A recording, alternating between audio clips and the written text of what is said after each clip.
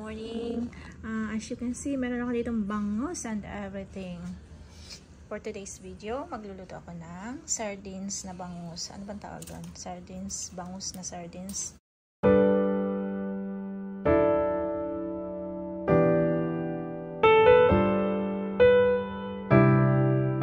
So, ito yung ingredients ko. Meron ako dito maliliit na bangus. Yung katamtaman lang yun na kanya. Hindi ko na siya alisan ng kaliskis. Tapos, ito yung kanyang mga ingredients. Sibuyas, bawang, carrots, yung olives. Actually, normally nilalagay ko is yung green, but wala akong green, so black olives na lang siya. And then, meron ako dyang luya, ginger, bawang, yan. Then, olive oil. Tsaka, ito na, nadurog na yung aking, anong tawag dito? Anong tawag dito? Nalimutan ko na. Bay leaves. Bay leaves, yan. Yan ang aking ingredients. Linisin ko na siya. Linisin ko na tong ating bangus. And then, later, I will show you how to cook. Later.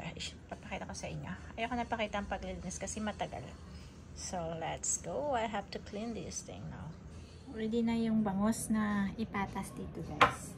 So, lagyan muna natin ng sibuyas. Ayan. Tapos ito. Yung kalahati ng ingredients. Ilalagay ko sa ilalim. Tapos yung half is sa ibabaw. Ito, hinugasan ko na yan. Oops.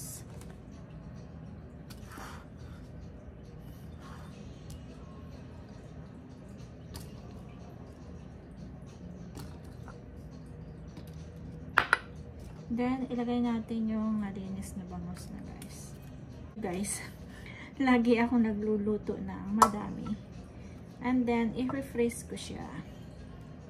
At pag time na gusto ko rin kumain, i-untoast ko lang. Then, meron na akong pagkain.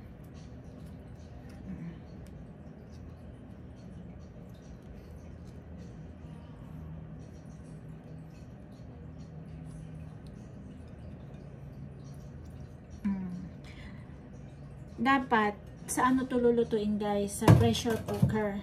Kaya lang, yung pressure cooker ko, ayun, is, nilulutuan ko ng rice. Ayaw kong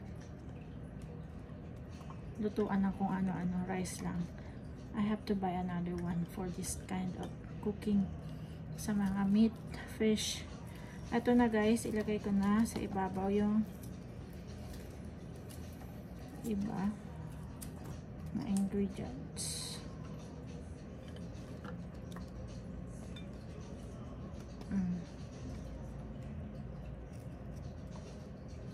Tapos, lagay na natin ulit yan.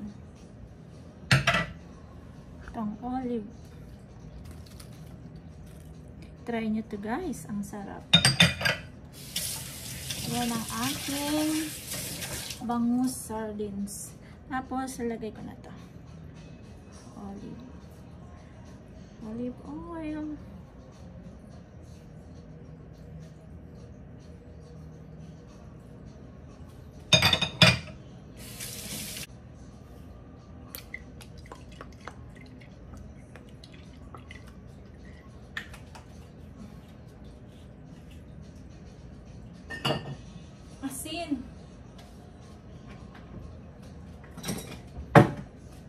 Asin, guys.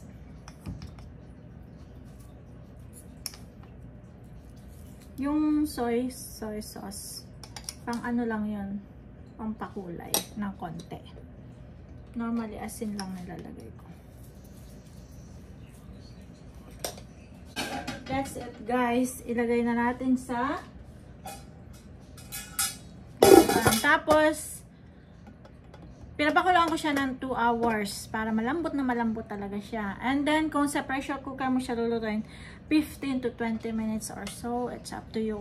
But for me, 1 to 2 hours ko siya pakuluan para malambot na malambot ang tinik. Let's go! Ay, guys, lagyan ko pala siya ng tubig na at least half nitong aking nilulutuan. Kasi nga to, para sa akin 2 hours ko siyang pakukuluan. So, ayun lang. Kumukulong tubig. Kumulong tubig na yung nilagay ko sa kanya para madali siyang mag-boil. Ayan. See you later. Let's check natin. Ayan na. Ang ating sardines. Bangus sardines. Our own version. My own version. Sarap. Sarap yan guys. Try nyo.